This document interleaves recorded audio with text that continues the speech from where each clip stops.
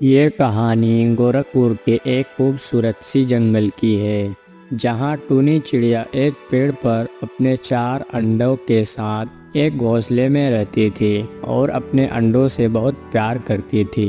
यदि चूचा बेटा निकला तो मैं इसका नाम मुन्ना रखूंगी और यदि बेटी हुई तो मैं मुन्नी कहकर पुकारूंगी।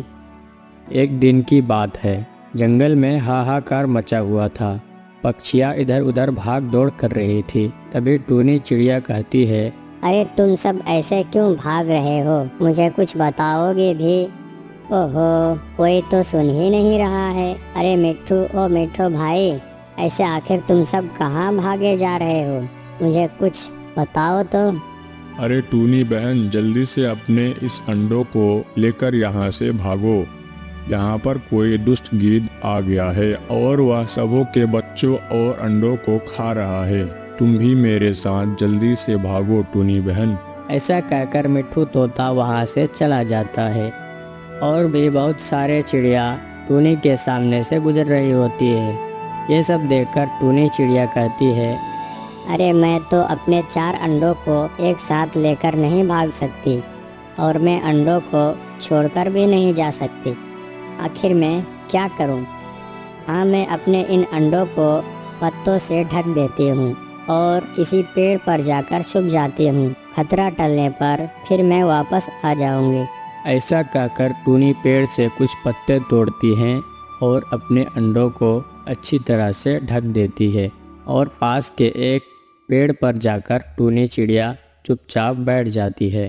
तभी टूनी चिड़िया के घुसने पर अचानक से दुष्ट गीद आ जाता है और कहता है, ओह, मेरे डर से तो जंगल के सभी पक्षी भाग गया है और मैं उनकी अंडों और बच्चों को बड़े चाव से खा गया हूँ। लेकिन अब मेरा अगला निशाना कौन होगा भला?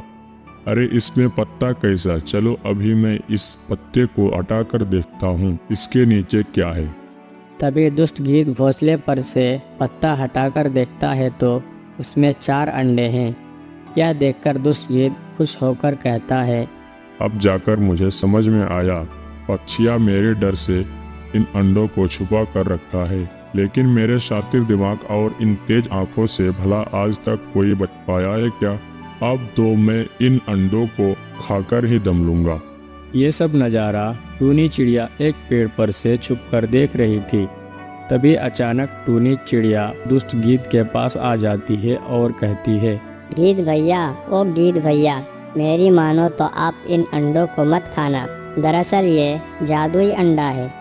मैंने देखा है कि कोई अनजान चिड़िया इस घोंसले पर सिर्फ एक ही अंडा दिया था, लेकिन ये अब 1 से 2, 2 से 3 और 3 से 4 अंडे हो गए। इस अंडे को खाने की बेवकूफ़ी मत करना गीद भाई, मैं तो तुम्हारे फायदे के लिए कह रही हूँ, अब तुम्हारी मर्जी। ऐसा कहकर टूनी चिड़िया वहाँ से चली जाती है और फिर उसी पेड़ पर जाकर बैठ जाती है और यह नज़ारा देखने लगती है कि मेरे अंडे को कहीं ये दुष्ट गीद खा ना ले।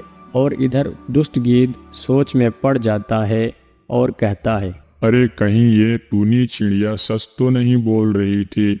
अगर ऐसा ही है तो मुझे अंडा नहीं खाना चाहिए।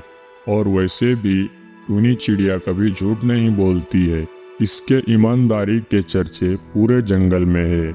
लेकिन मुझे यह जरूर देखना होगा कि यह अंडा यदि 1 से 2, 2 से 3 और 3 से 4 हो सकता है, यह भी देखना होगा कि 4 से 5 कैसे होता है। यह बोलकर दुष्ट गीद टूनी चिड़िया के घोंसले पर ही बैठ जाता है।